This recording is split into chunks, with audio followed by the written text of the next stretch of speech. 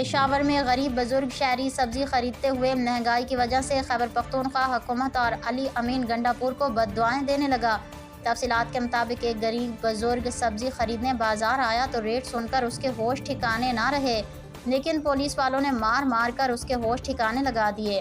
بزرگ شہری ریٹ سن کر اونچی آواز میں علی امین گنڈا پور کو کہا کہ خدا تمہارے بچوں اور پارٹی کو تباہ کرے۔